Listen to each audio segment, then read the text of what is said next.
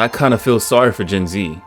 While born into an era with improving and evolving technology, they didn't have the opportunity to witness the inception of the digital revolution like us millennials. Specifically in the gaming industry, from floppy disks to cartridges, to CD-ROMs, to Blu-ray discs, and now to digital downloads. Growing up in this time period means you likely witnessed the monumental success of the PlayStation 2.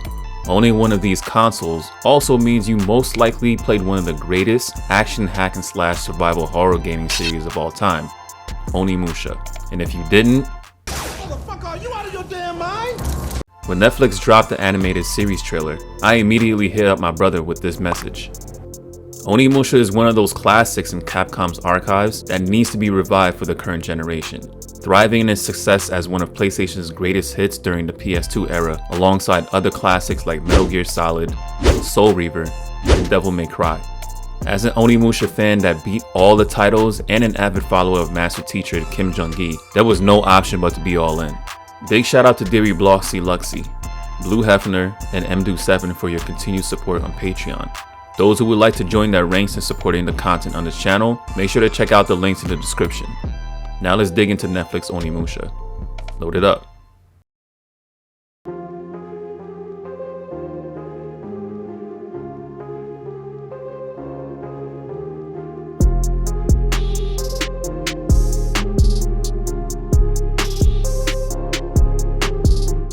If Abraham Lincoln can be a vampire hunter, and Harriet Tubman can be a demon slayer, why not have Miyamoto Musashi as an Onimusha? The man was already a living god of Japanese swordsmanship, so it works well to incorporate him amongst the legends of Samanosuke Akechi and Jubei Yagyu as human representatives of the Oni clan. Musashi lives up to the expectation of being the greatest swordsman in Japanese history, easily fending off all opposition that stand in his way. Human opposition, of course. Finally, meeting his match when facing the Genma, not because he's not skilled or strong enough, but due to his age and human limitation.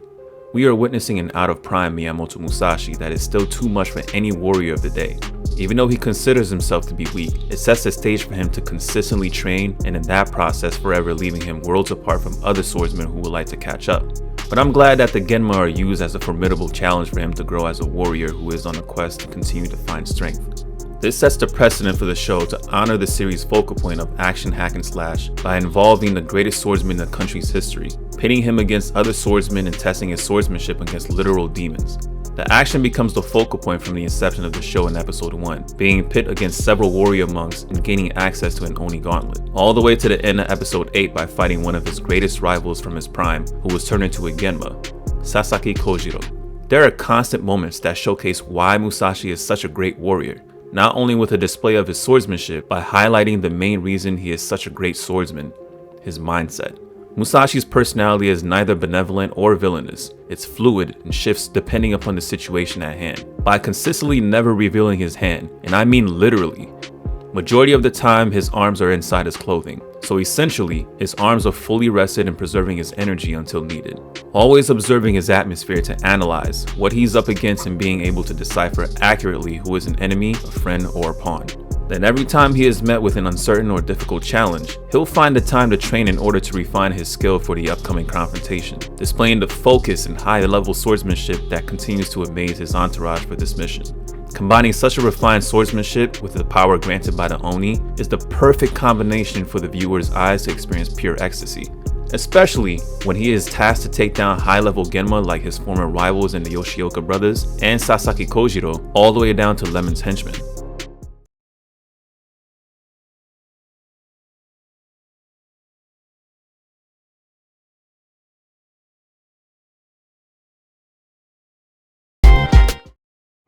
Thus now, with the mention of the action and Lemon as the main antagonist of the show, is where the issues start to surface for me.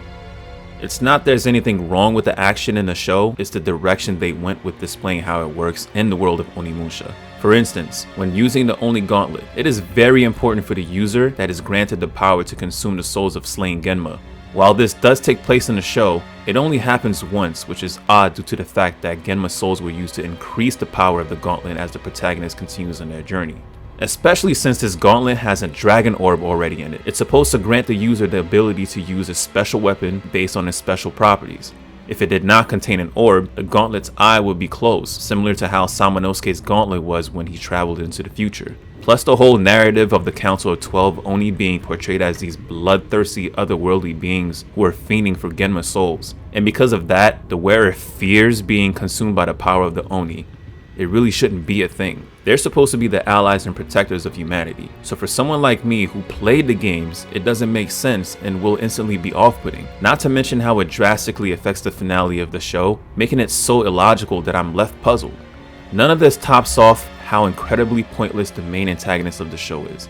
They've spent 6 out of 8 episodes hyping up Lemon with stories of how he's the sharpest swordsman out of the bunch that Matsuki trained, how he is in control of the Genma, and his major influence on the political landscape. Yet, he unfortunately ended up being a very underwhelming and annoying character with wasted potential. We never got to see him use an actual sword, nor display any combat ability, just treated with flashbacks to his story and scenes of cliche speeches referencing his disdain for the samurai and trying to take over the world. He quite frankly did nothing of significance other than persuade clan members to go rogue and turn some notable characters like Gensai, Yoshioka brothers, and Sasaki Kojiro into powerful Genma. Honestly, it was a huge waste of villainous potential.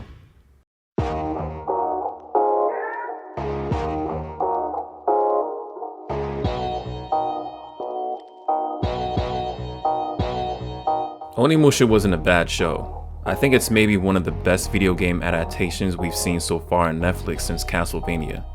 It's just that the narrative strayed a bit from the original lore of the gaming series, which hurts its potential for longtime fans to enjoy and recommend it. Yet as a standalone show for people who are not fans of the games, this will sit well and garner some interest into playing the games. Given by how it ended, it's best to just leave it as a one-shot because I do not see the potential for a follow-up season, and would hope that this show means Capcom is taking interest in reviving the game series soon for the modern generation.